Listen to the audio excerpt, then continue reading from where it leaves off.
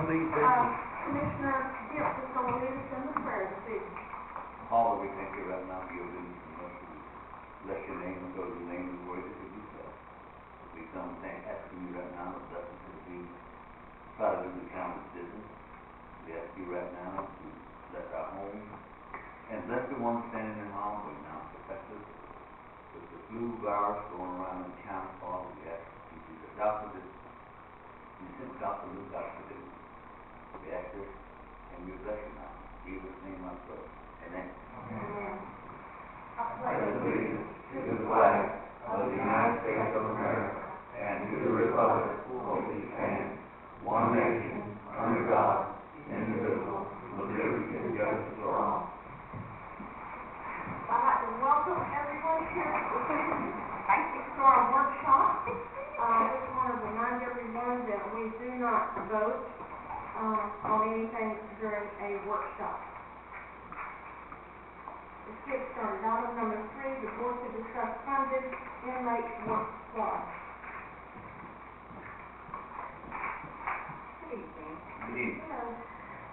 Back when we were going through our budget workshop, the board granted funding for at the time we got a BBOC inmate work squad. It was $57,000.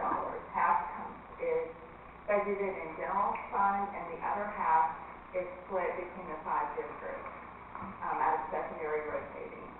So since that time, I have been attempting to enter into a contract with the Department of Corrections, and they just do not have the personnel to fill it. So once we determined that that was not going to happen anytime soon, I started asking questions about alternatives. So I have several options, and I just want to bring the board up to date on how we're trying to resolve this issue and some of the choices that we have. One of the options is, obviously, we can leave it open to see if the Department of Corrections can fill at a later date. It's possible that after this year that they will be able to solve some of their recruiting issues, and that would be a possibility we can consider. Or we can engage in a non-DOC work squad, which would involve hiring a working team leader. There are specific training requirements, and in that case, they will only release 3 to 4 inmates. So we would not get a full inmate work squad. How many hours is that? Like, how many hours a week? Well, it would be a full-time commitment, just not our standard 6 to 7 inmates that we currently receive. But it would be a full-time job. I do have some concerns about hiring a permanent employee under these circumstances because I'm not sure if this squad could meet all of our needs, or it could be that the Department of Corrections will have the capability of filling a squad at a later time. So I do have some concerns with hiring a permanent employee, but that is one of the options that we have. Another option is to hire a work squad from the sheriff's office. And I have spoken with the sheriff and his office about the possibility. That would entail basically paying the salary and benefits of a correctional officer with the sheriff's office. The liability would be with the sheriff's office, which is, something we have to consider, and that would be a 4 inmate squad. Now, if we enter into the agreement with the sheriff's office this year, I'm sure that they would want to be able to keep the funding. So, it would require a budget amendment, of course. And that squad would be dedicated to the county. And my understanding is that he would not reduce the 2 squads that he has now. They would continue with the 2 work squads that they have. This would be a dedicated squad. And again, we would have to, half of the funding is from general fund, half is from the 5 districts. So the workload would need to be divided between general fund and duties like mowing cemeteries, or something mowing, we have a lot to mow, and the other half would be dedicated to public works. So it would be like mowing roadsides, picking up trash. It would be cleaning dishes, digging out culverts, things like that. My only concern with that arrangement is that if, we currently are budgeted, but next year, if we want to continue this arrangement, it would take an increase in our budget of probably at least $8,000. But if at the end of this year, we decide we do not want to continue this arrangement, they have agreed to not expect it for next year. This would be something that we could try and see if it works for both parties, because it's something new. Out of the three options that you described, it seems like, to me, that working with the sheriff's department would be the best option. Now, compare, if you can, for me, the difference between if we went with the sheriff's office compared to what we would have gotten from DOC. Okay. So a DOC was typically 6 or 7 inmates. And the sheriff's office squad would be 4. Okay, stop right there. I know with DOC, sometimes you can't depend on them because if there's something squirrely going on, or would it be the same thing with the sheriff? I would not anticipate the same thing. The only requirement that, or consideration he really asked, if there was an issue at the jail and he had to have that correctional officer, he wants that taken into consideration. He does not anticipate that that would happen very often, but it is a possibility. So in general, we stand to, even though it would be 4 inmates versus 6 or 7, we may still get more bang for our buck because we know that we'll have somebody 5 days a week or whatever it is versus, all the reasons why we don't sometimes get the DOC crew. I think for liability purposes, it'd be better to go with the sheriff. That's not good at all. Sounds like the best option to me. With the ratio of your prison being on lockdown more so than the jailhouse being on lockdown. It seems the prison's on lockdown once a month, seems like. So how often does the jail go into lockdown here? I've been here 13 years and I haven't heard it go into lockdown once. I think we'll get a lot more from the sheriff's I office. think so as well. Okay. Workers, get hard to work. Sheriff makes sure they work hard. Todd, do you have anything to add to all of this? Reality. Well, if the sheriff is gonna take we're gonna get a hold on us on that, then to me, that's good.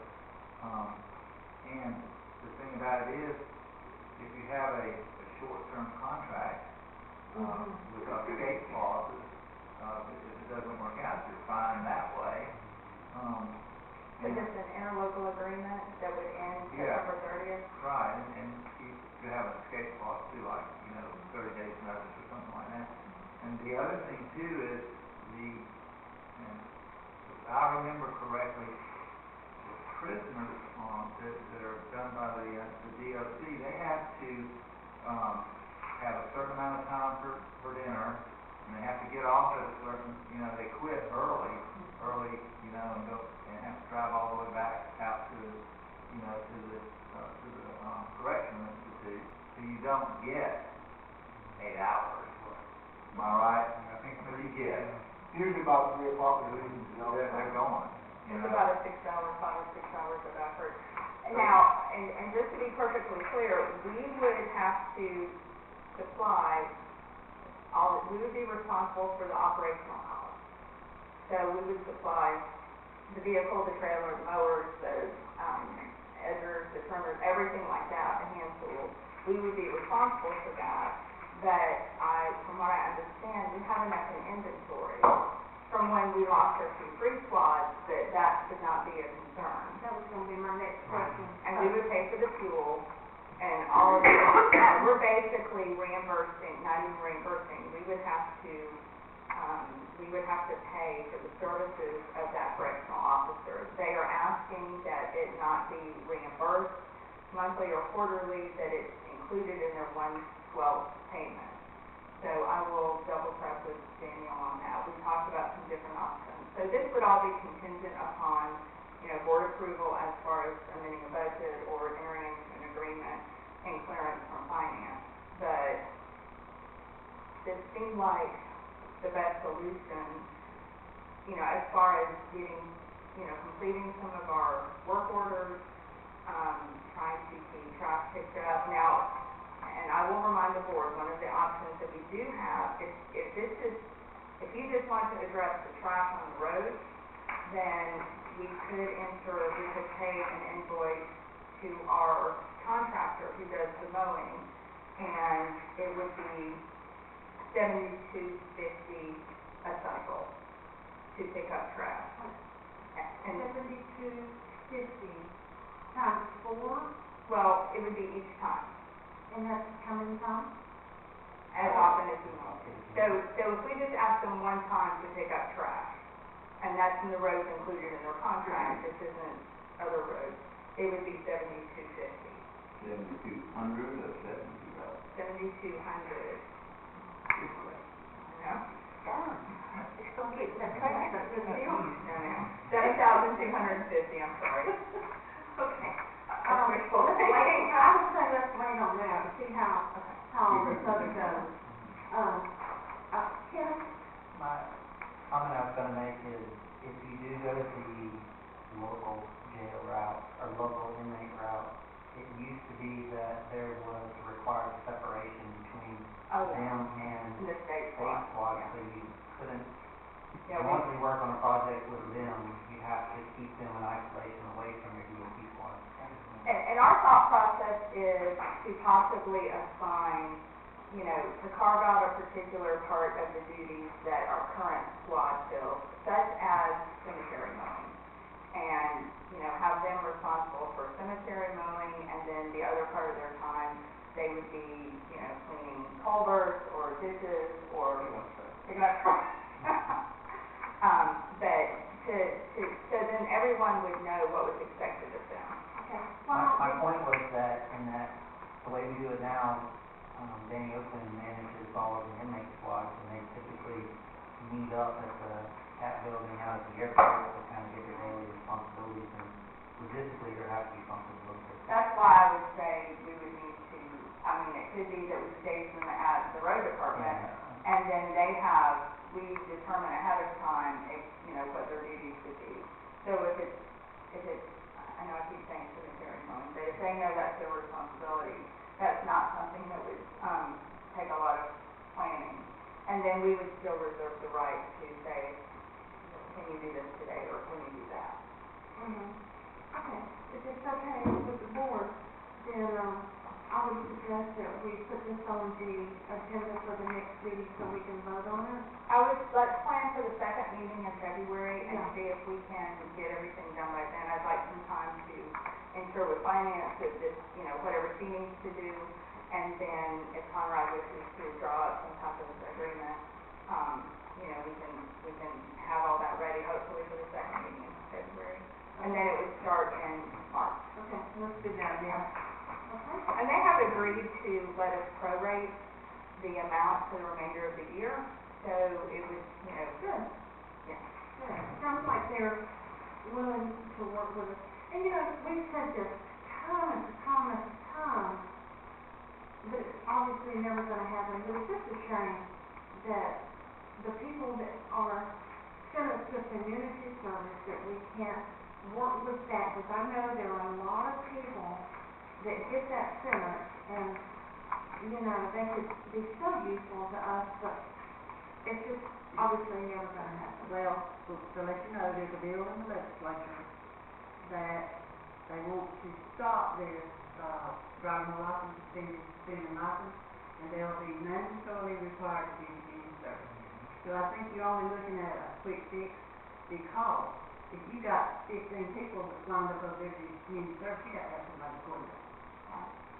And it's gonna be mandatory that they do it. Somebody's got their workman's comp and oversee it and all that kind of stuff. There's a bill in the legislature this year. Well, then, it may come back up again, Yeah.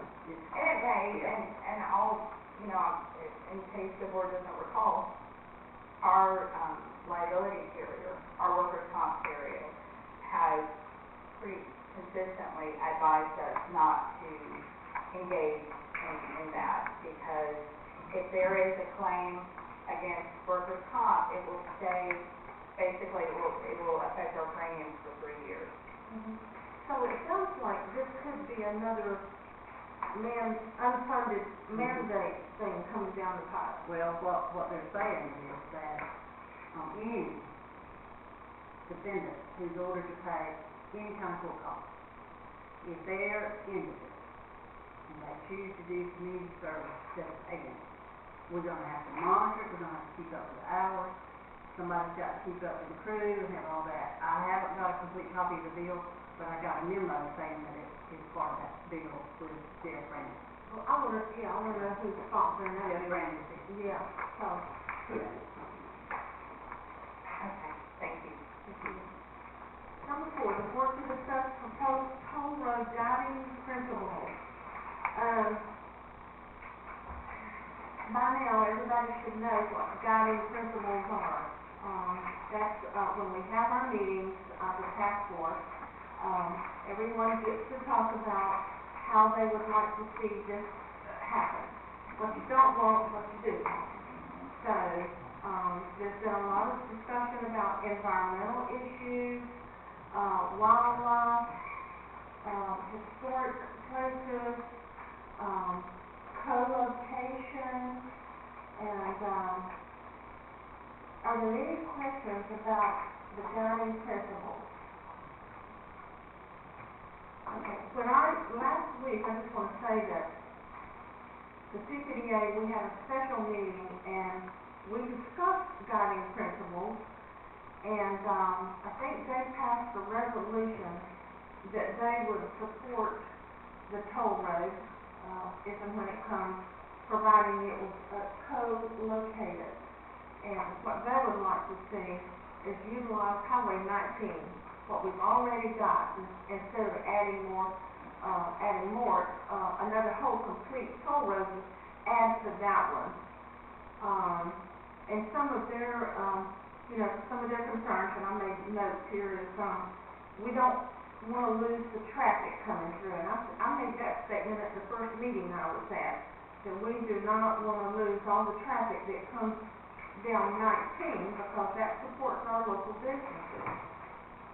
How do we keep traffic on 19? Make 19 a more attractive drive and convenient. They discussed overpasses to go over traffic lights. Let's see. They wanted to know how water and sewer would play into the toll road, because we spend a lot, and Rosemary, you might can answer some of that, when they talk about the water, sewer, broadband, you want to know that?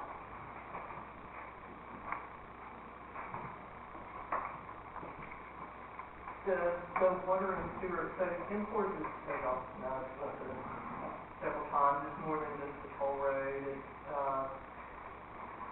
it's a right of way that would allow for, utilities to exist within the right of way, whether it be sewer, utilities, lines, broadband, planning for autonomous vehicles in the future. All this would be taken into consideration, freight, movement, transit, whatever the task force recommends as guiding principles moving forward. They haven't gotten as far as what would be included, but there's potential for numerous things to be included in, as far as sewer and water lines and things like that would be, the available right-of-way would be there for companies to include it in the toll right-of-way. If you go along any existing toll roads, typically you don't have utilities located within a toll road. You do have them adjacent to 19 going through Perry or South Perry, North Perry. They're on the toll facility, you typically don't have utilities. So this would give that option. As far as 5G broadband, I believe that BBOC is working to potentially provide conduit lines for companies to come in and provide that, and they're working on things for the future. I think in not this task force meeting, but either the next one or the following, on the 11th, that you'll start discussing, utilities and information on that. This next meeting on the 11th is going to cover economic development opportunities and workforce development. And then I believe co-location of, the roadways, and then utilities, hurricane evacuation, and things of that nature. So you'll get more information, probably in a month or two at one of the next meetings. And I know last night, there was someone that, I was talking to at the community meeting, and I had heard, him say this before, and other people, the concern of the runoff water and what it's gonna do to our coast, because our coast is our greatest asset, really. Right. And, we have wonderful fishing down there, and, so there was a big concern about that. And as Ryan Asmus was explaining last night, the state already has an answer to that, with the retention ponds, and you're an engineer, do you want to talk about that a little bit? Well, just for the record, I'm not a drainage engineer, so, but, yeah, we're required to treat water on roadway projects to, a pretty expensive, amount for permitting, and, I think I mentioned at the economic development meeting that if you wanted, you could put a guiding principle to go beyond what is required. I mean, I'm not certain that that would be followed, but it could be a recommendation, like all of the other recommendations, you can include that. I completely understand, I mean, I have a house with the coast here, so I agree with you, we want to protect the coastline, and all, but we are required to follow very stringent guidelines for, roadways to treat your water, contain it, treat it. I'm sure Kenneth can elaborate even more than I do, because he probably gets into some of that design for your county roads, but DOT is required to follow very stringent guidelines when it comes to treating water for new roadways. We have had projects in the past where you go beyond what the criteria is, and that's the sort of thing that you could suggest as a guiding principle for certain areas, that you want to make sure, that they're treated more than you would because of your coastline. I mean, I could see that, especially Taylor County, they're the ones that get the roadways going within a certain distance of, the coastline or has drainage that would eventually reach that. But I don't know if you want to add anything. The only thing I would say is that what I would suggest along those same lines is that if you were to address any incremental treatment above and beyond current state environmental regulations, because whether it's a DOT project, it's a county project, or if it's a company ABC project, we all have those same environmental obligations for attenuation and treatment. So they're not going to get a buy on that treatment requirement. It would just be of whether you felt, okay, what the level you have to treat it to, we think because of the pristine nature of our environment and along this route, environmental requirements should be exceeded by a 10% minimum or something like that. That kind of gives a generic type threshold that's easily applicable to the project as a whole, no matter what you're talking about, that I think you would be much more receptive to from a regulator standpoint. That's exactly what I was saying, is you could include that as part of the guiding principles to go beyond what the, requirements are for current DOT projects, or depending, And I don't know that it's a nature section, I believe, in the guiding principles. I don't remember just right offhand seeing anything that addressed any above and beyond. I haven't heard that yet, and they haven't really That's not gotten something into to the, overlook. yeah, they've been doing really broad guiding principles so far. I mean, they'll kind of start narrowing them down, further into the summer, when they start really fine tuning everything. They're really kind of broad. One thing too that, I think we were discussing is if you do co-locate or use existing roadways for co-location, you have the opportunity to improve the drainage, that's out there. Because in LA for 19 still, but way back in the day, the requirements are much more stringent now than they were, before, in the existing roadways that are there now. So that would provide an opportunity to, better treat the water for the roadway. not only treated, but also the overall volume that comes off of it as well. One of the things that I thought about is, the noise level. You know, our youngest son lives in Tampa, and he moved into a nice neighborhood an old neighborhood that it was historic and they were renovating. But the interstate was close by, and it was horrible. And I'm just wondering, has there been any consideration for sound barriers? What you'll do, that actually gets evaluated for the whole entire project during what's called the project development or PD&E phase. So we're in the planning phase now, which means we're looking at paths moving forward. And once the final path, which can be a mile wide or however wide determined, once those are finalized, within that path, you'll develop alignment, specific typical sections, where the road's going to go, the exact amount of impact, and you'll compare them. And part of that process for PD&E is doing noise studies. So you're required to do noise modeling for the entire project. You look at areas that are, churches, schools, neighborhoods, things that would be affected by an increase in noise. And if they do not pass a certain threshold for noise, and if it doesn't pass that, then you're required to build sound walls. So all that will be evaluated for the whole entire project, but it will just come later in the PD&E phase, because it's too cumbersome at this point, even when you get a path to look at all of those areas, and then you get actually to your specific alignment with the road together. I guess the point would be that that's a normal part of the overall process, and wouldn't necessarily, you're not missing anything if you don't address it as a guiding principle. No, you're not. It will absolutely be. The project, when it gets into PD&E, and even now in the as we're developing path, we're going through the ACE process, which is alternative corridor evaluation. You're required to do a report, and we're following the DOT guidelines through the ACE process. And then also through the PD&E process, so you do all your environmental documents, you get reviewed by the state agencies, permitting agencies.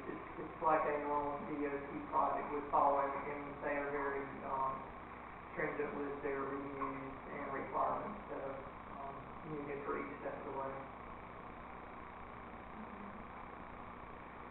Kenneth, did you have something that you want to talk about? No, ma'am, I would just say that hopefully, maybe this coming week, that you and the county administrator and myself could collectively go through the warning statement. I think that the PCBA did proper. Yes. And kind of put that in a more of a guiding principle type format that Yes. we think is kind of palatable, and then you can ask the PCBA if they're okay with it and get their blessing, and then have that ready before your February 11th meeting. Yes. And just something to think about, I mean, you can continue to bring forward guiding principles throughout the whole process. The report will be finalized and given to the governor in October. So we'll continue working on guiding principles through the summer, and have several meetings that come up before now and then. If you think something later and have further discussions or whatever, you'll have that opportunity to discuss it with others and bring that forward in your meeting. It was a pretty concise statement. It was, and I actually think it's probably subsumed in some of the other stuff, but I think we can draft it where, hopefully we can draft it where it's unique and kind of drive home their intended emphasis of the co-location. Yeah, well, yeah, for sure. We're going to get together next week. Thank you. Yeah, and you can have more than one guiding principle. Oh, yeah. You don't have to, Yeah. we all know, it's kind of like, Well, it's fun to bring them all together in one. Yeah, I'm gonna throw another one in there for the natural section where we can request that, environmental measures will exceed the current state threshold by Yes, yes. 10%. I like that. I like that. I think all your concerns would be amenable to that as well. And, anybody, y'all can help with this process of these guiding principles. And I want to say that I am not pushing this toll road I've been accused of pushing this toll road. I'm not pushing this toll road. I was asked to be on this task force, and for some reason I said yes. I think that responsibility is here. You kind of sitting on the fence. So, I mean, the good thing about this whole process, y'all, is that the state is giving us an opportunity Yes. to be engaged with this, okay? And from everything that I'm hearing and from what little bit I know, the state usually does not engage you That's right. and ask for your input. So that's a plus. So this is just not Pam Siegel, this is all of us. So I'm asking y'all help me. And the public, the same thing. And they want to know what the community wants and how none of us want to see Taylor County lose any businesses. If we can gain something, that's what we want to do. We don't want to lose. So all these guiding principles are being put together and they'll be considered. So whatever we can come up with, that's just more of that, right? Yeah, I was going to say that you're right about this is not a normal process to have a task force involved. Typically you start at planning and then go to PG&E. The task force involvement is considered pre-planning. So to have 41 people represent the 8-county area in addition to, other governmental agencies, nonprofits, and environmental groups, Thousand Springs of Florida, and others, you have a very well-represented, cross-represented area of membership there on the task force that represents all different areas that have concerns within the corridor, and this is not what you normally do in a roadway project or a new roadway project, and this is a great opportunity for everyone to voice their opinion, to weigh in, bring your ideas to the table.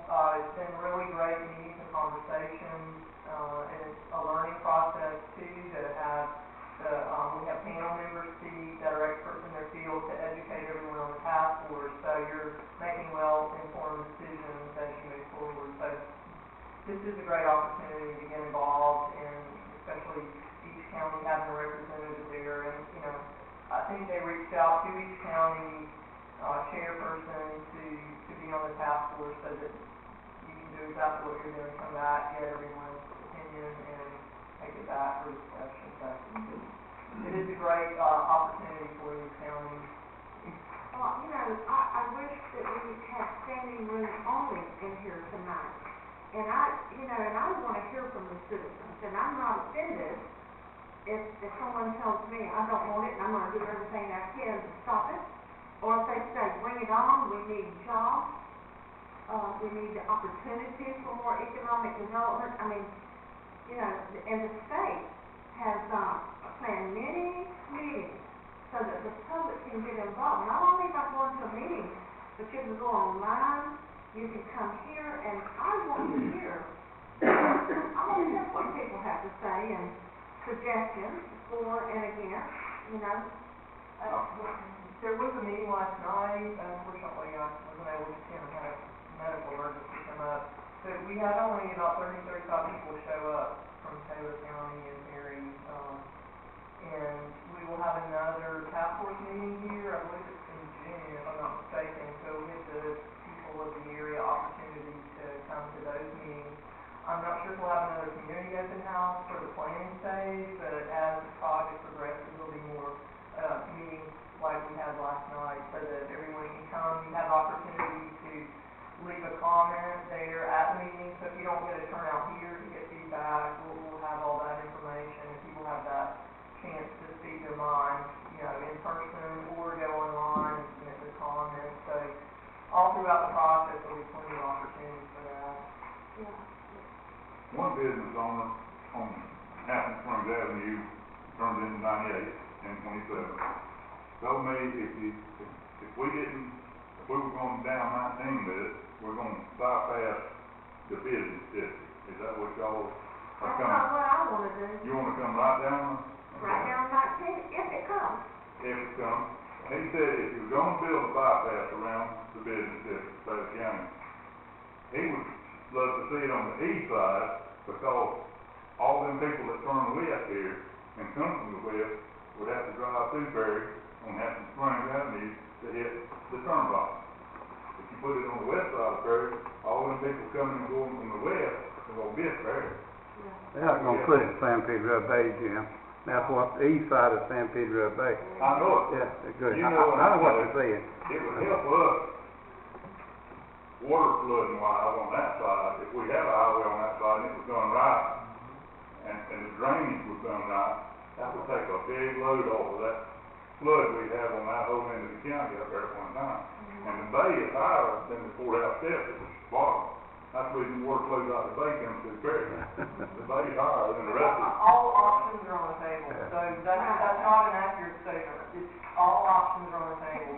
I know that, I'm not opposed or against it, but we did have a plan for a bypass around here. One time, that's right. And the map, Rosemary worked I on worked it, on that 30 and the years local ago. people killed it. Now, Stark got a bypass, they love it. Somebody needs to get together, go and talk to those folks in Bradford County, they love that bypass, okay? And Most of the bay, on the edge of Berry out here on this, right outside of the live oak behind there, the old timers call it, there's no palm trees in that bay out there, there's not a palm tree, but the county got swamp. Mark, let me, man, my point is, I know every acre in Taylor County, managed Taylor County over the years, San Pedro Bay is deep mulch from Percussion all the way to Madison County, and I just don't see it going out there. If they do, the state sleep at the switch. And I appreciate what you all are doing. We're working with the chamber to have another function like we had at Kiwanis. I think we're gonna be able to do that with the Rotary Club, but I'm not against it, but the Vision 2060 envisions this happen. There's a road, I think they should put it where development's gonna be. You think, I'm getting ahead of it. But development in the county's gonna be on the sand hills and the scene hatches and the beaches. We put a road up through there, and that right of way is already established, okay? I'm talking about, but on the water, I signed a bill that's, you know, that's the surface water management rule. If you go through, this is Bronson, there's a retention pond every mile or so. They address the water. The DOT used to be the worst offender to water, but then they got that together. We had engineers that would come to work with us, and DOT would hire them. So we got together and said, DOT, let us have them 6 months, and you take them 6 months. But DOT, they address that. I don't know of any place that they don't. And anyway, I'm not against it. I'm not for it. I'm gonna keep my head down, but there is a logic to where it goes. I just don't see how you put it down 19 in Perry. I just don't see that. I know the local people, the local businesses want it. I just don't see how that can happen. I don't either, and I know everybody Yeah. wants to know. They want a line drawn, where it's gonna go, and they're nowhere near that point yet. Could you imagine a half-mile strip down to 19 right down through there where the hospital's at and all that stuff? Could you imagine that big open gap? You picture this started at the courthouse here and goes up to the hospital, you know? Something to keep in mind is this is not just a toll road, there's utilities involved and, you know, right away required for that. But like I said, there's been no determination at all whether it would go east, west, center, Right. or whatever. It's not far along. I did work on that project over 30 years ago. You got that map, look at it, it went to Highway Patrol Station, just, It went on the west side of East- town, but that doesn't mean it will go on the west side. I know that, Rosemary, and I appreciate what you all are doing, but the point I'm making, there's a little bit of stuff, common sense, you know, I don't think, there may be a few people that's managed Taylor County more than I have, managed all the areas of Procter and Gamble.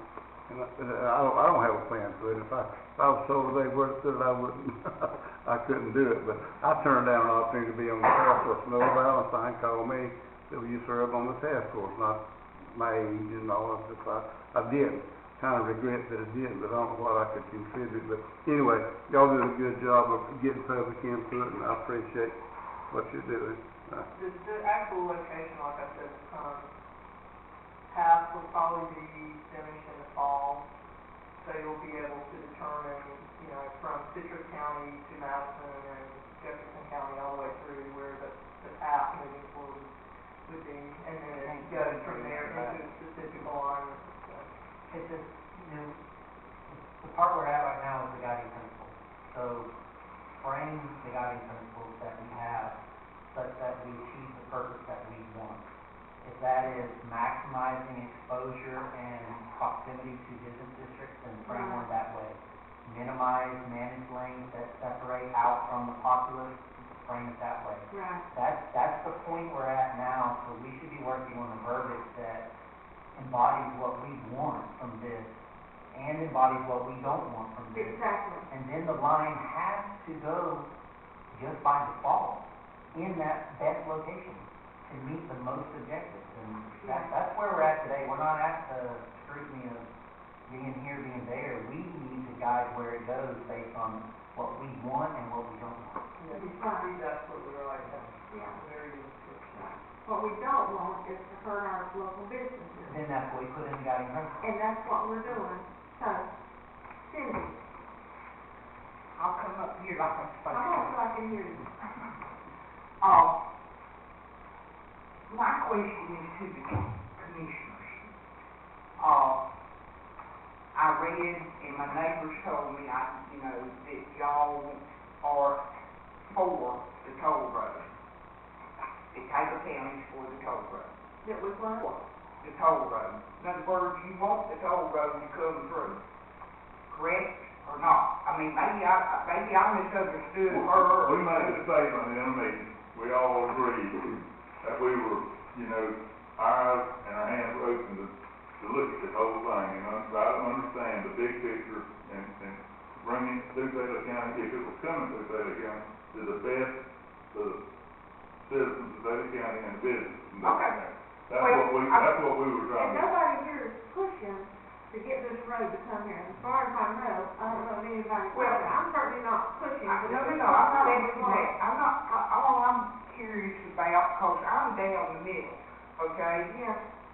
Something was said about the wind, okay, and the noise, and all this and that. What you gonna do about these hunters that their deers are scared away because of the noise?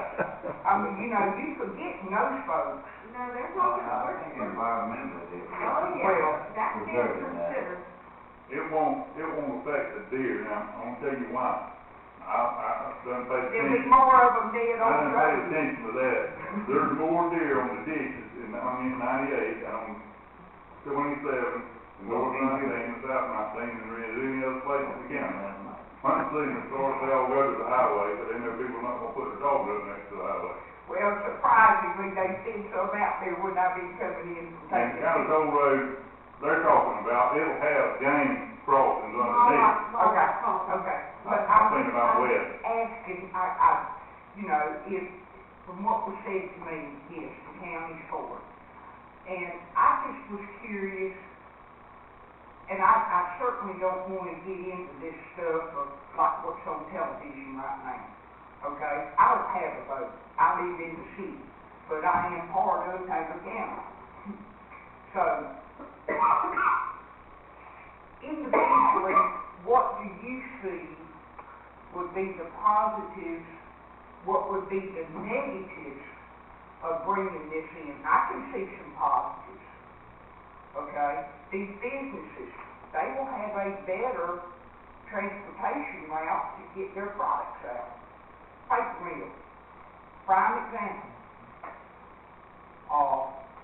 They can get on this thing and go where they going quicker. And that's the name of the game. Get your product out there. It might be a little more expensive once it gets there because they got to pay tolls. But I'm just curious, on that aspect, what are your hopes? I guess is what it would be, is hopes, because we don't know where it's going to be. What are your hopes that it's going to do for Perry? My hope would be that it would give us an opportunity to attract some manufacturing, jobs, businesses, because, all of us have said, and most of us campaign on wanting more jobs here for our children and grandchildren to be able to stay here. Right. So, to me, economic development would be a very positive potential. Yes, you're right. I mean, I agree with that, and that's one of the things I look at. But then I look at, somebody said, oh, you can't, I said, well, what about if there is one of the off-ramps here, could they not put businesses, local businesses at the off-ramp and the on, back on-ramp, back on? Well, And certainly there'll be ramps. Yeah. And businesses, I'm assuming, could locate there. But most of the businesses that you see at those kind of ramps are your fast food and gas.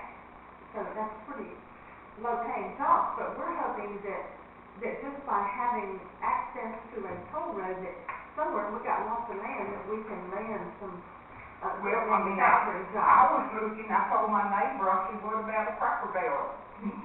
I mean, What- that employs people buy it there instead of driving to Tallahassee and stay home. We right here at the turning point, east and west and south and north Yeah. in the state of Florida.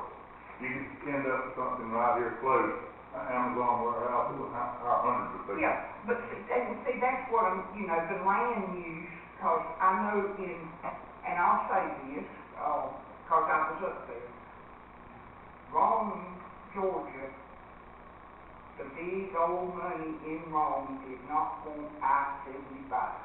So what did they do when they made the plans? Doggone, they said, we don't want it through here, so it went through Cartersville. Now, Cartersville has blossomed out, they got more businesses because they got that access.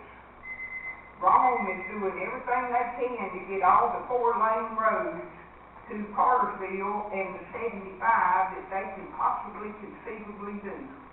Same thing happened in Tallahassee. And that's It was what, supposed to go to Panacea, and Turner Davis wanted it closer to Madison, Dismal Park wanted it closer to Monticello, Tallahassee wanted it closer to Tallahassee, but they got it north of Tallahassee, and look at the growth up there. yeah, And I cut the timber off the right away for I-10s, like, I'm always the oldest one in the room, but that's the kind of stuff I'm asking. I know Yeah, it right. will open up business opportunities. yeah, And but- jobs. Hopefully.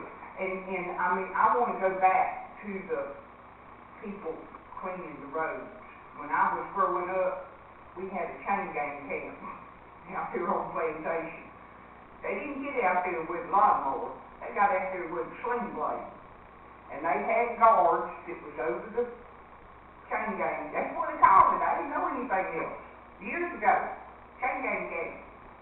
They used sling blade and they cleaned the ditches. And I don't know if they had to pay them or not. And I thought, what happened to that kind of policy? Are they saying that's, undue to, you can't treat somebody like that anymore?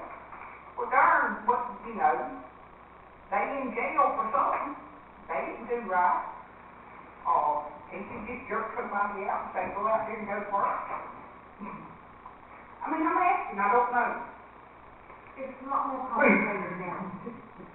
Because 3 of the guards went to the church I did, and I mean, you'd see them, they'd stand there with their shotgun, that's all they did, because nobody ever ran off. One thing you ain't got to worry about messing up the tissue, Dickory man. That's true. And by the way, there is a photo out there, and it's on the middle, and it's about litter and killing wildlife. And it is a great blue heron with crab string wrapped around its beak that I made in 19, gosh, I forgot my date, 2016, I'm sorry. And I'm tickled to death about it. There's less crab string out there now. People's not leaving as much out there as there was. So that's part of the trash problem too.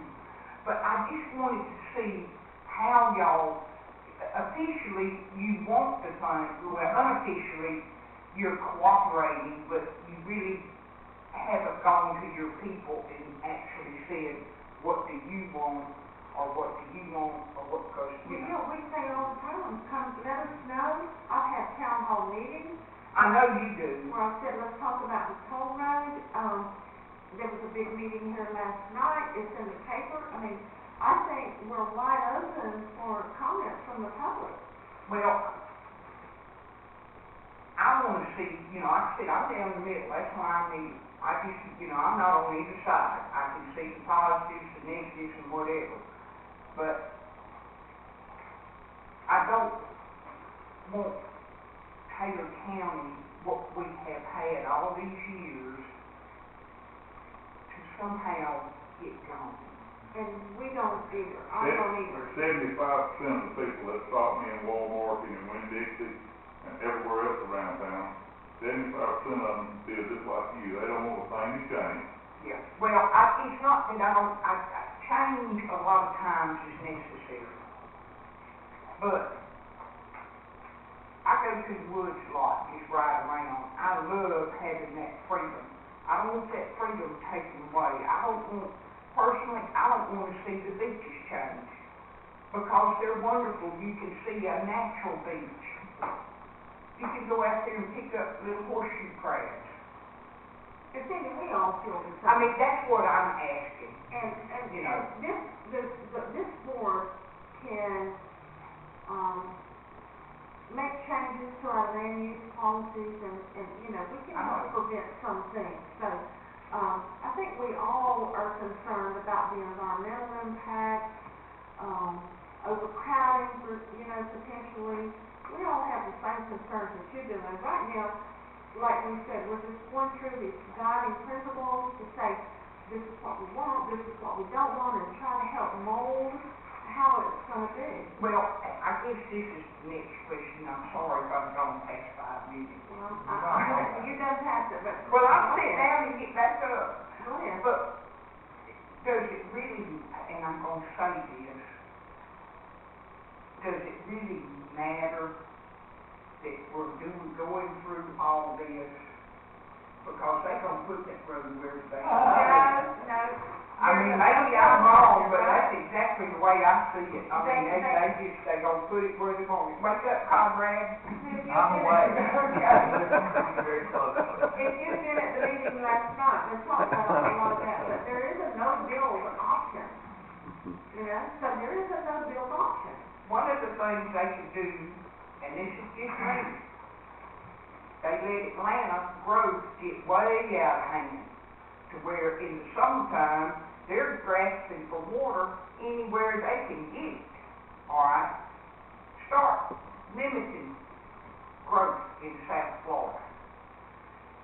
Now, they want a toll road. I don't remember anything, the direction of 75 being changed at all. I don't remember the direction of 19 being changed at all, trying to get all these people out of there for that hurricane. They got to do a little bit instead of, we got some rural counties up here. We're going to just go right through them to take care of all these people in South Florida. Well, damn that. Start taking care of them down there and saying you got to start limiting where you're building and their growth. You have less people. You got less having to come out of there. Thank you, Cindy. We look, Anybody else? one more first. Look at Sumter County doing the Vision 2060, and you go down to the villages. John Wise, the CFO of the villages, he's my first cousin brother-in-law. I talked to him 3 or 4 times during that process. It's that whole county's cut up in 2 and 3 extra tracks, and now they're having problems with all kind of things, water and everything. And the vision that we did is whatever you think of it, we protected hunting. Mac Magan was on the task force. They taken those units out there in the big woods and put them around these villages around St. Hatch and on the coast. That's a good thing, folks. But we were anticipating this. Y'all heard this 3 or 4 times. Citrus County was booming and still is. You couldn't hardly get through there then. Look at it now. And folks, you can't just bury our head in the sand, okay? But most people I talk to, I'm against it, okay? But when, years ago, before the 26th division plan came up, they were talking about a coastal highway through Taylor County. Yeah, it stopped in Hampton Springs. My daddy helped build a bridge. It was gonna come out at Dead Man's Curve and go on down to Exactly. Bole's grave. It was gonna go right on through there, get about between Hatchet and curl back up. But O.W. Jones ran for the legislature, and Gus Beagle, they got it, they quit working from Hampton Springs. I remember going there and that pavement being broke up. You couldn't even go down, but when he got in the legislature, they opened it up and brought on the pier. He had a motel, and they and Gus Beagle had the Chevrolet place. But that's the same kind of thing we're dealing with now. Right. Does anybody else have any other suggestions for any more guiding principles? I think we've got a couple that sound very good, very valid. Any other Let me guiding? tell you what I heard, that I don't know what I people would do. I wonder if there was gonna be on the Wayne Water line. Thomasville, Georgia, the county floor. That's a rumor. But, yeah, that's exactly what it is. Don't be thirsty. They move. Good, Some of the meetings, people have made comments that the road is only being built to bring water into South Florida. Yeah. And, you know, the facts are that there will be right-of-way opportunities for utilities. It will be left up to companies to, you know, put them in the right-of-way whether they want to or not. But in order to get the water, you gotta have a well, and you gotta have county approval through the permitting process, and on and on and on. So, to my knowledge, none of that has ever, come about. So, we've heard it more than once as a comment, and it's pure speculation. That's been an issue from day one. I put in the state water policy in the hotel in Palatka that you couldn't transfer water from one district to the other. That was the legislature bypassed that, but that was a big issue. St. Pete actually bought land on the Swanee River to get ready to pump it down, and we stopped that. But anyway, I hush. Okay, so if there's nothing else, we're gonna move on to number 5, the board to discuss codifying previously approved road paving policy. I received a request from a citizen, a couple of weeks ago,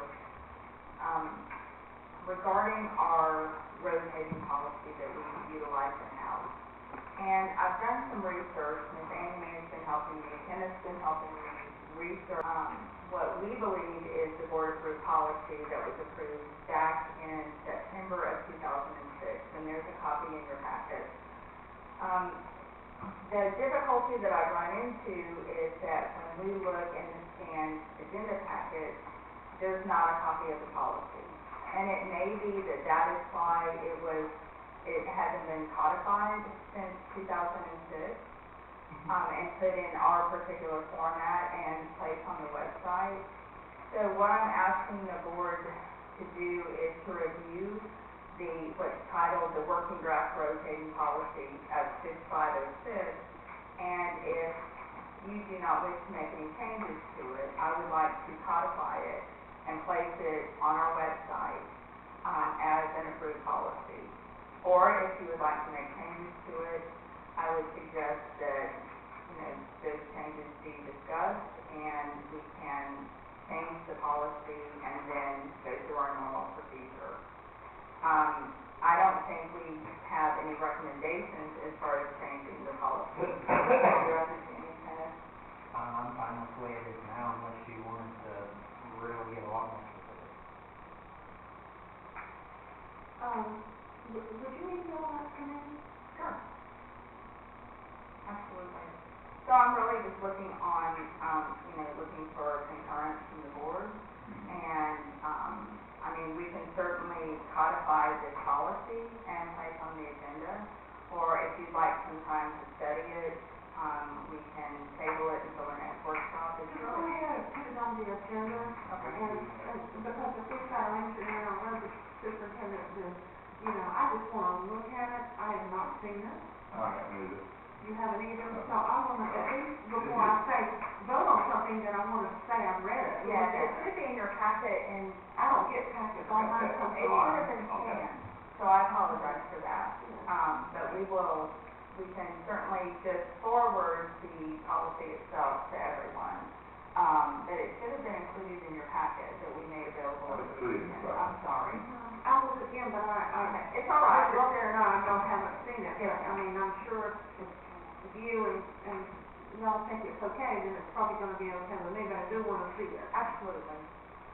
Would you like some time, do you want it on the next agenda, or the second If meeting? you send it tomorrow, can y'all be ready by the next, yeah, Okay. sure. We could, It's okay. So we just need it on the agenda. Okay. And as a second part of this discussion, the DOT has called for projects for Taylor County. That is something that will be due Friday. And Kenneth has some suggestions. We'll need to send a letter to the state by Friday as far as our request for 2024. Yes. I have to know.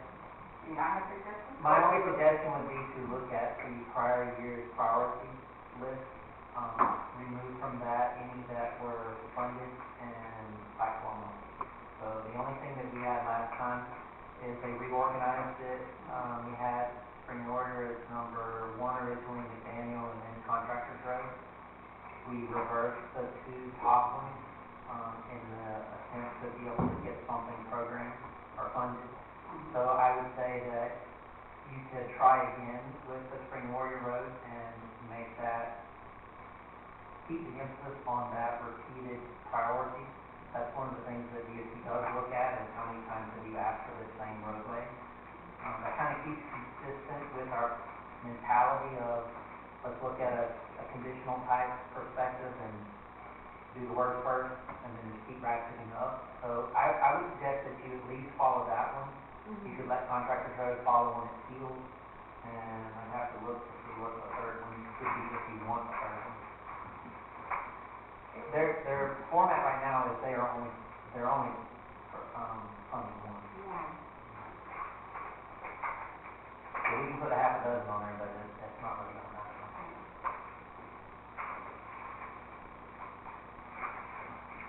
Well, so it would be Spring Water would be first. it's a dangerous road for a school bus, and I'm supposed to meet, or a log truck and school bus meet on Spring Warrior, it's a hazard. Yeah. We may already be down to the point of Industrial Drive being the next one. That's what I was going to ask you, was it number 3? Was it industrial or was it? Yeah, I put them all out earlier. Okay. The letter from January was Spring Warrior, Buckeye Credit Union, and then McDaniel. It was industrial, so I would say, we could just verify that the McDaniel is in the queue for 2023, and if it is, then I would say we could do Spring Warrior, industrial, and plantation. And then I think I'm at the bottom of our list when we do that. What is Ash Street? Ash Street is 20. Oh, you mean on the, It was, I looked earlier today, and it's intended for, July of 2022. 22? Yes, Because ma'am. I get questions about that often. Yeah, right now, I want to say the agreement is intended to be executed in July 2022 of 1.75 million. Is that all, is everybody okay? okay, back up again, you said Spring Warrior was, I say Spring Warrior, okay, industrial, and then plantation, as long as McDaniel is already in the queue for programming. If it's not, then I would still keep it as number 1. in that order. Correct. And the reason I propose that order is that's the order of, it follows the order of severity and then the order of addition. Because industrial and plantation weren't part of the original list. It was added subsequent to that, and then you kind of take them as they were added in that. Plantation really needs to be. It's got a world of traffic on it It now. does, Well, it and needs to be but wider. so does industrial. I mean, it's, you know, Yeah. I could see both of those. a best bang for the buck. You know, sanitation's more residential focused, industrial's a little more commercial and residential. So, you know, I could see putting industrial ahead of it. That's just me looking at it from a fact perspective. So that's what I would suggest is, and, you know, you think you do Friday, but it's not just putting one on a piece of paper and saying, I want this road, this road. We have to go through a full cost analysis for every one of the roads I put on there. So it's gonna be tough for me to do. That's all I'll be able to do, hopefully I get it done Friday. That's fine with me, just, everybody else okay with that, Jim? So in that order, Yeah. that's fine. Okay.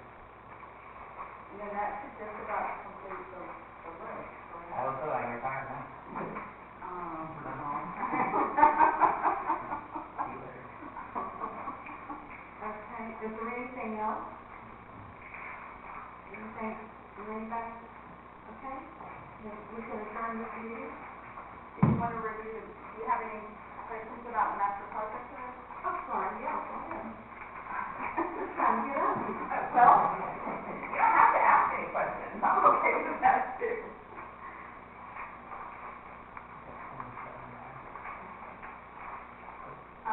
This list is now down to not 3, but 2 pages and a couple of lines on the 3rd page. Do you want me to review anything specific? Or do you have any comments about any projects on the list or any questions?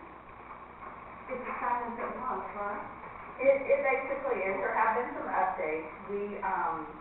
I can say that we're making progress on Harrison Blue Collection Center as far as constructing the fence. That's a bigger project than we anticipated. The Hampton Springs Coast Site construction is just about complete, and we'll start advertising for a site host in February, which is just around the corner. I think there are a few more improvements we need to make in the restrooms, and we need to look at the area behind the concrete pad as far as the drop-off. And then there's some fence repairs and things like that, but we can do that concurrently. So, in February, we'll start advertising for the site host. Where are you gonna advertise? We'll advertise in the local paper, and then we can place the application on our website as well. I've had people interested in talking to me about it. Yeah. We did make some improvements or some headway in erecting the sign, the LeGarrette Blunt signage. We have determined that we can actually hopefully send someone with a trailer to pick up the hardware for the sign, and then we don't have to pay $1,000 shipping every single time we want to place a sign. So I feel like we're making progress finally with that particular project. That one's been a little tough. We did add the DMH chiller and jail chiller replacements to the project list. Those are new projects, and we're working on those. I believe. Now, let me give you an update on the boat ramp dredging project. We are, from what the update that I received from our consultant was that there were still some questions from Treasury, and that they are trying to answer their questions. They're planning on a conference call. So I would hope for a grant award in February, but that has not been resolved as of yet. So we are still waiting for grant award for that. And then, the legislative funding request for the courthouse improvement has made it to the governor's office, and we are communicating with the governor's office with questions that they have about that, and we're really hoping that that is funded. And what will that entail? There will be some security improvements, hopefully, is what we were asking for, elevator upgrades, environmental testing, and possible mitigation of if anything environmentally is found. Is the goal of the grant request. Security upgrades to what was that?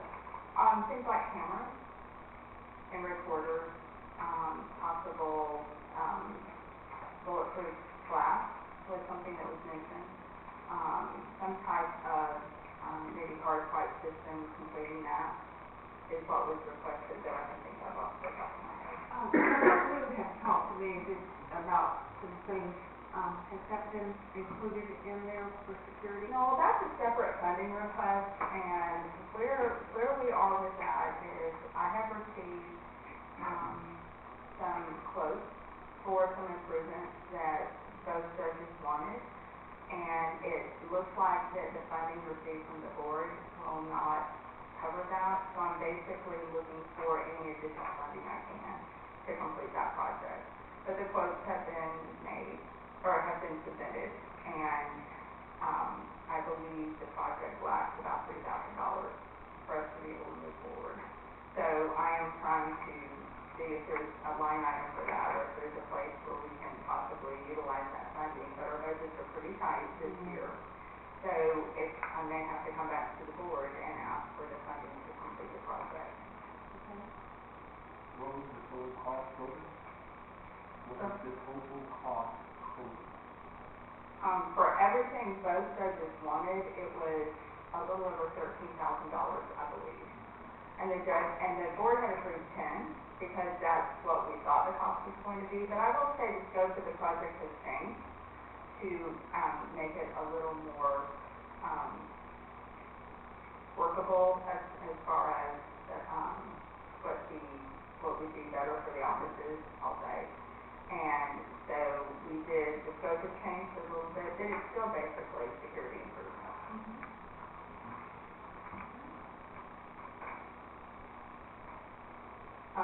On the Steve Hackey boat ramp docking project, we did run into some issues with the, CIP grant, CCI grant, excuse me.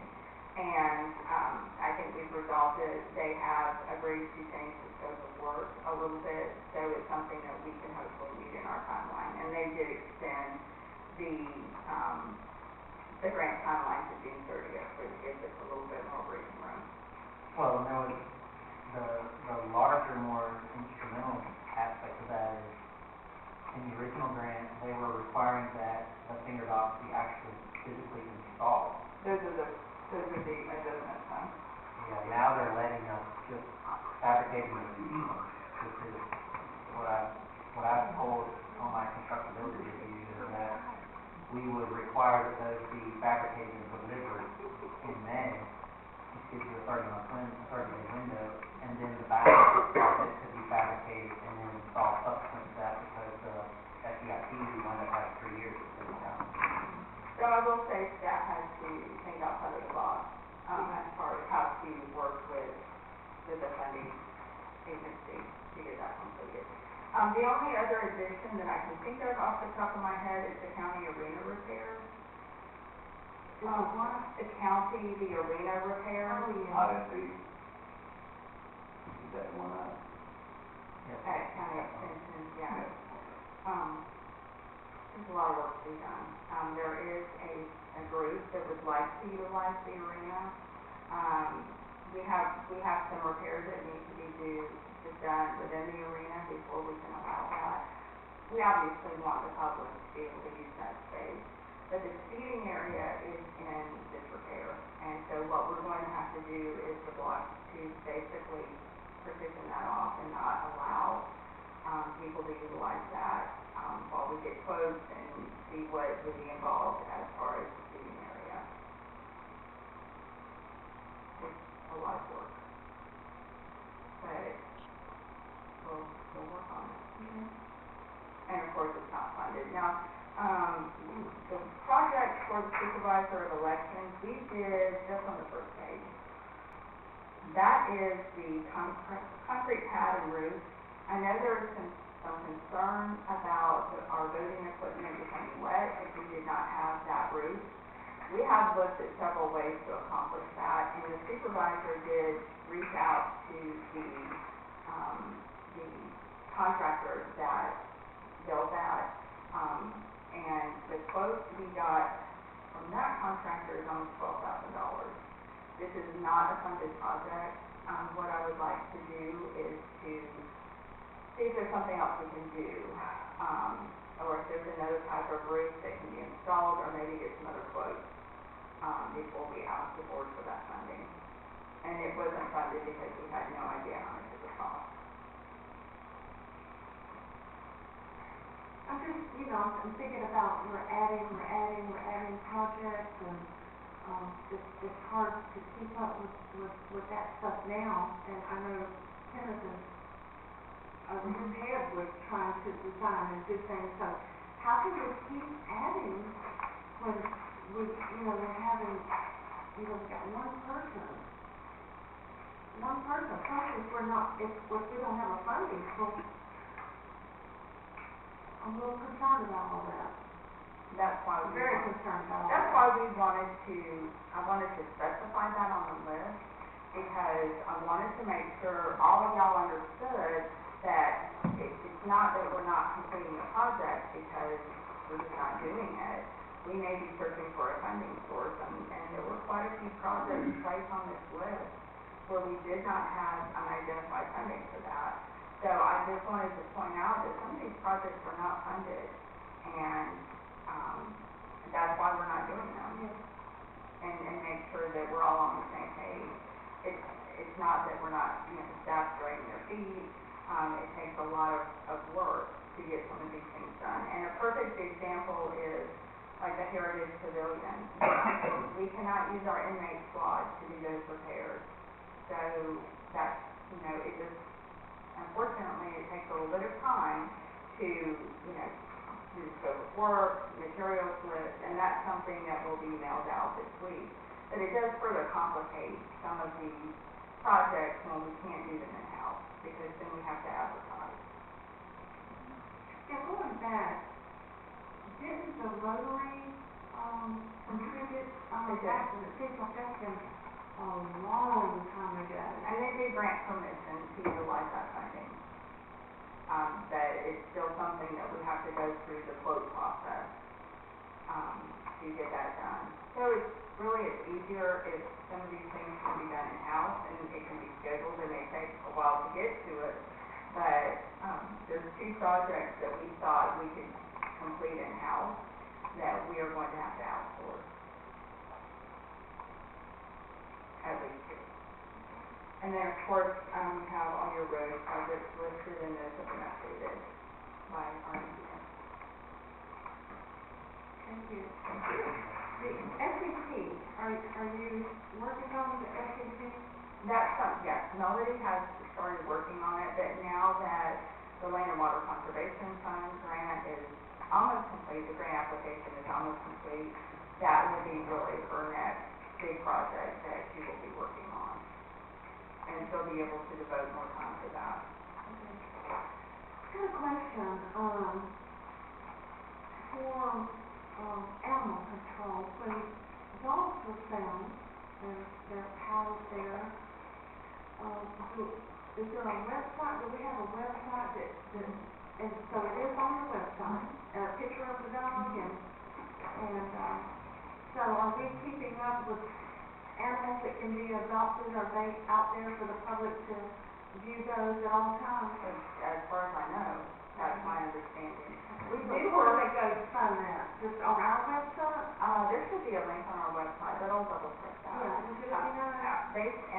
The Facebook page was difficult to work with, so there's a link on the previous animal control Facebook page that takes you directly to the website where all of that is stored. And it also tells the date of the animals available, and we have instituted a system, so people, if they're interested in a particular animal, but say there's a 5-day waiting period, they can fill out an application to basically be in line when that animal becomes available. Okay. And we try to safeguard those particular animals, that they're not taken to rescue or transported out of the county if someone has an interest.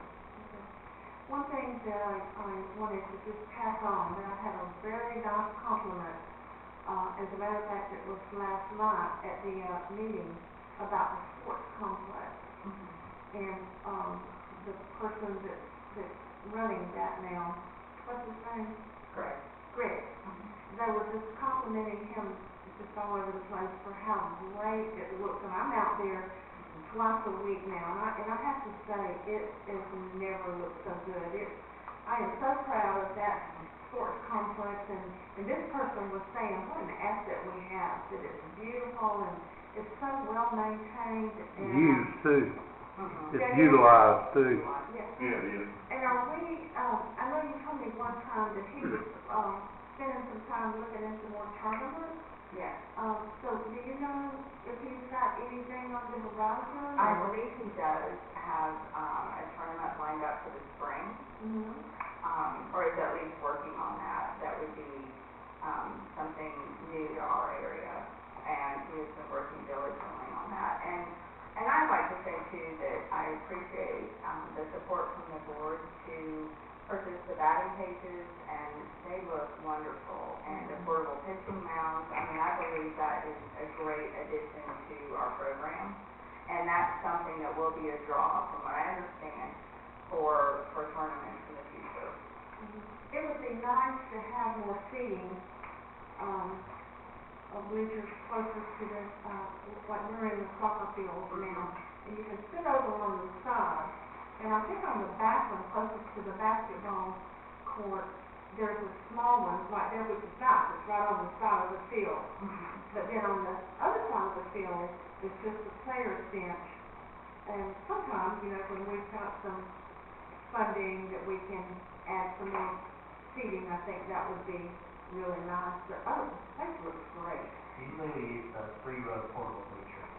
Say again? There should be a couple of 3-row portable bleachers out there that typically move along the edges of the smaller soccer fields, the ones that aren't the full size. You can move them around with a tractor.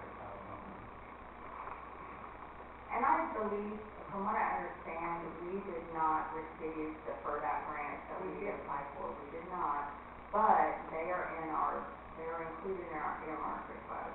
So I will be at the Capitol tomorrow for Legislative Day, and was only able to secure an appointment with Representative Stokes. But that is something that I will ask him about and see if there's any consideration for that funding to make those improvements to the sports complex and to the park. Okay, thank you. Appreciate it. There's one other thing, before we do adjourn, that, I wanted to just, you know, see what the board felt about this. And I know when we've discussed many times the needs of the hospital, and they've been here, and I've mentioned 2 or 3 times, what about the potential of finding a buyer for the hospital. And I've never really asked each one of you if there's any interest in selling the hospital, and the reason I ask is Which one you talking about, the new one or the? DMH, the new one. If, you know, I don't know who would be, if anybody that would be interested in buying it, but, you know, our hospital struggles. And I just keep thinking in the back of my mind that if somebody, you know, with some money, like CMH or Shands or somebody, if they would be interested in purchasing that hospital, is there any interest from the board of looking into that?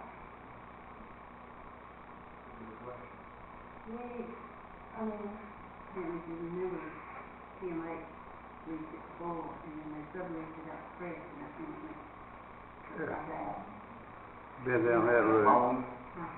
I'm talking about selling. I was there, and I worked for 2 whole weeks and never got paid. And, You left it? Pardon?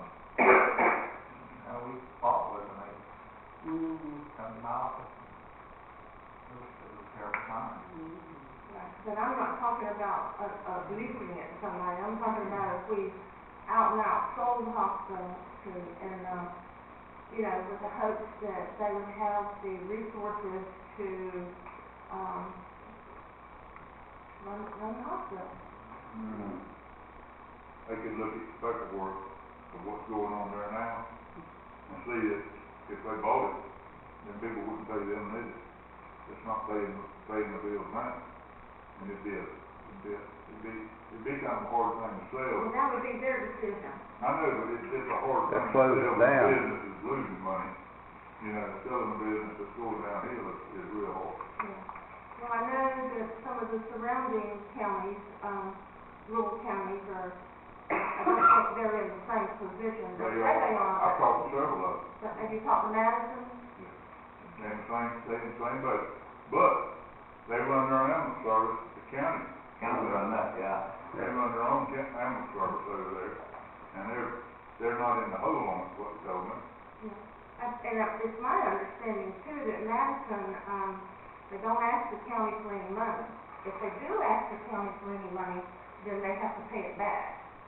And they just built a new hospital, and you know they got a bill. Well, the USDA, Bill Russell got a grant, USDA, to build that hospital, and it's the nicest hospital, I think, in North Florida, not the biggest. Right. But they have the same issues. I got a couple of kinfolk working up there, but they've been down this road 3 or 4 times selling it, but they'll buy it and it doesn't work, and they'll give it to some half-baked company and they'll close her down. We just lost some of our nurses tonight Yeah. from ID. My doctor's on the board that tries to hire nurse doctors. And even Tallahassee, they consider it rural. They having trouble getting doctors in Tallahassee. He's on the board. It's just a tough track.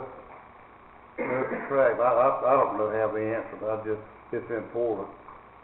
Well, I mean, I'm just wondering if we put it out there, just saw what happens. If somebody would be interested in.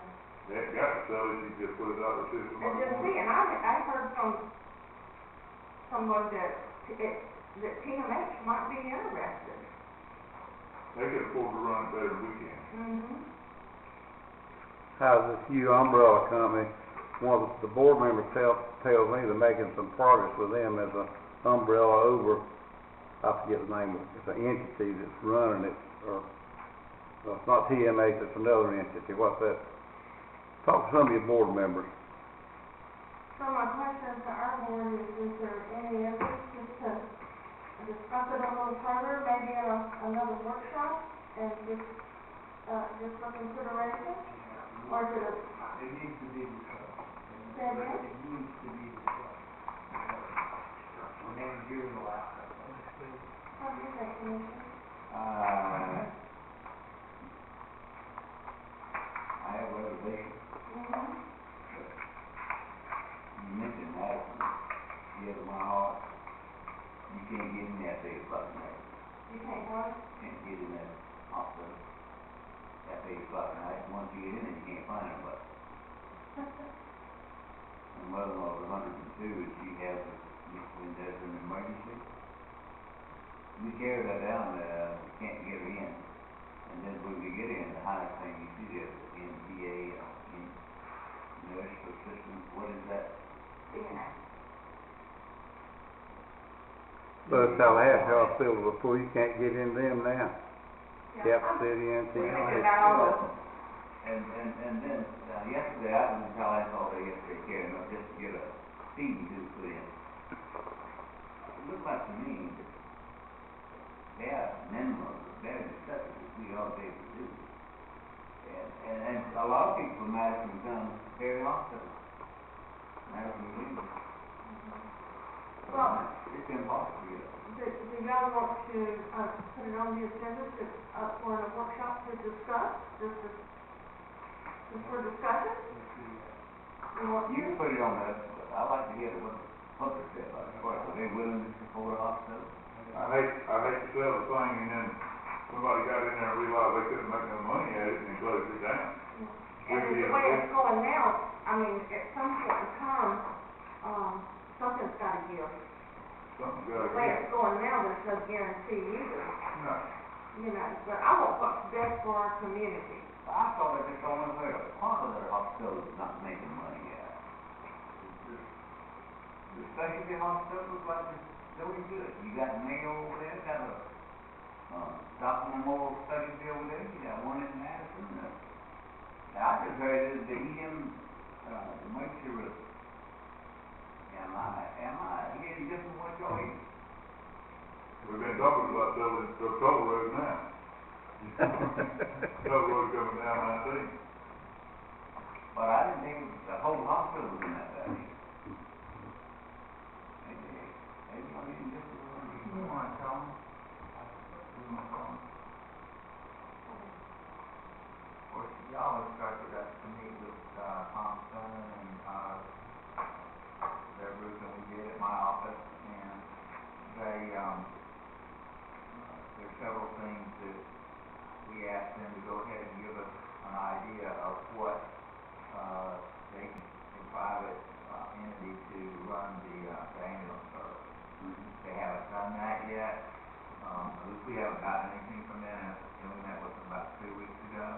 Well, they, I believe they're working on a draft agreement with one of the interested companies, and then we did, I told you that I wanted to look at it yes, and then we did request that they obtain another quote. from another company. Did they say they would? Yes. Okay, so that might be a help. Of course, that's a decision that y'all have to make, because that's what y'all told us to do, and we're proceeding. But we only can proceed as quickly as they proceed, you know. But they're the ones who came and asked for our money, so we sit here and they need to get, get it to us. I mean, there is there is an agreement with them that they run the ambulance service until when? 2024. Oh, yeah, oh, So yeah. just 4 more years that they are really obligated to run that. Unless this board were to, vote to, change that. But, I want the best health care that we can get for Taylor County. You know, I want good quality health care. I wanna know that if I go to the emergency room and I need to be put in ICU, that there's an ICU out there that I can go to. Right. So, I just wanna make sure that we have the best that we can afford. I know for our board, we're limited to how much that we can contribute out of our budget now. We just cannot do it. Period. We can't do it. So, I just think that there'll come a time that either we're gonna look at selling it, or we've gotta look at, raising taxes to help fund the hospital. So, but again, my main concern is good health care for Taylor County that we can afford. I'm good. Clear, and when we have this workshop on this measure, can we include the management team for the hospital Of course. to bring in Are you referring to a line? the entire adventure? Everybody who's responsible for the hospital and the consultants that they have hired. If you was raising taxes and the people understood that it was to save the hospital, they'd swallow it a lot better than just raising taxes, if that was brought into the equation. You know, people don't think about a hospital or a fire truck or a policeman till they need one. You know, they just don't think about it. But when you head to that emergency room and you need that emergency room, you want it to be there. I was talking to one of the pilots, flies a helicopter out here. He said there's a big gap between Taylor County and Panama City, where if you have a heart attack, a lot of people don't make it because they don't have a helicopter spotted in that area. We're lucky to have one here. He said there's people that 5, 10 minutes make a difference by the time they can get to Tallahassee or to Panama City or to Gainesville, or the real void right there. He said it's a minute, every minute counts in some situations. And he said by the time a helicopter can get there, they can just about get to Tallahassee with an ambulance or to Panama City. You know, but they can't afford to have a helicopter in that zone right there. Just not enough business for it. You know, he was telling me that yesterday. We're lucky to have what we got. Okay. I don't have anything else. Anybody else? Can we have them included in that workshop? Well, we can certainly invite We need to them. invite them and we What are you looking for from them? find out what their ultimate issues are. What Because they that's want? what their ultimate issue is, because it doesn't seem like just the ambulance section. It seems like it's spread out from the whole hospital. There's multitudes of departments involved that are having discrepancies here, not just the ambulance. They just went through and they had to put the helicopter down because they extended the hours. So they had to down that helicopter. So there's a bigger issue at hand than just maintaining ambulance. So that's why I'd like to invite them to find out what's going on. Any other, Thank you. anything else? If not, let's go on.